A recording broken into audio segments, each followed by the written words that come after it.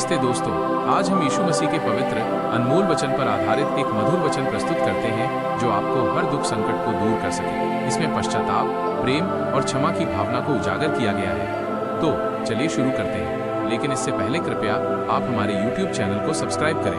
धन्यवाद। जय यीशु।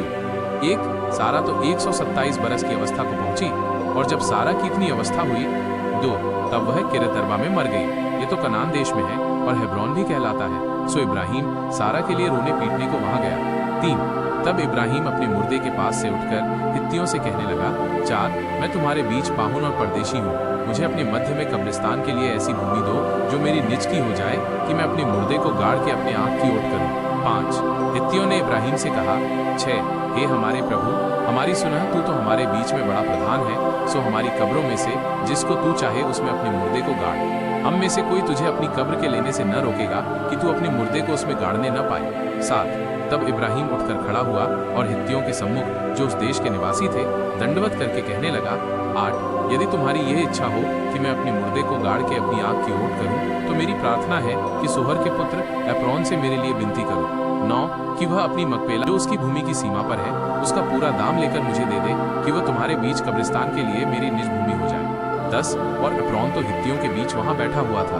सो जितने हित्ती उसके नगर के फाटक से होकर भीतर जाते थे, उन सबों के सामने उसने इब्राहिम को उत्तर दिया। 11 कि हे मेरे प्रभु, ऐसा नहीं, मेरी सुन, वह भूमि मैं तुझे देता हूँ, और उसमें जो गुफा है वो भी मैं तुझे देता हूँ। अपने जाति भाइयों के सम्मुख मैं उसे तुझको दिए देता हूँ। सो अपने मुर्दे को कब्र में रख। 12 तब इब्राहिम ने उस देश के निवासियों के सामने दंडवत की। 13 और उनके सुनते हुए एप्रोन से कहा।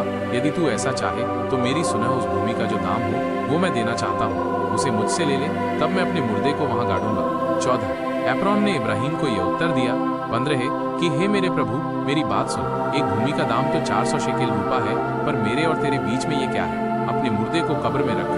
16 इब्राहिम ने एप्रोन की मानकर उसको उतना रूपा तौल दिया जितना उसने हित्तियों के सुनते हुए कहा था, अर्थात 400 ऐसे शेकेल जो व्यापारियों में चलते थे। 17 सो एप्रोन की भूमि, जो माने के सम्मुख की मकपेला में थी, वो गुफा समेत और उन सब वृक्षों समेत भी जो उसमें और उसके चारों ओर सीमा पर थे।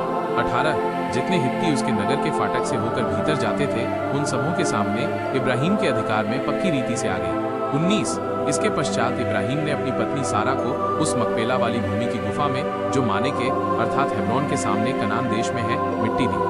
20 और वो भूमि गुफा समेत जो उसमें थी, हित्तियों की ओर से कब्रिस्तान के लिए इब्राहिम के अधिकार में पक्की रीति से आ गई। अगर आपको ये अनमोल वचन अच्छा लगे तो हमारे YouTube चैनल को सब्सक्राइब करें। धन्यवाद। जय यीशु।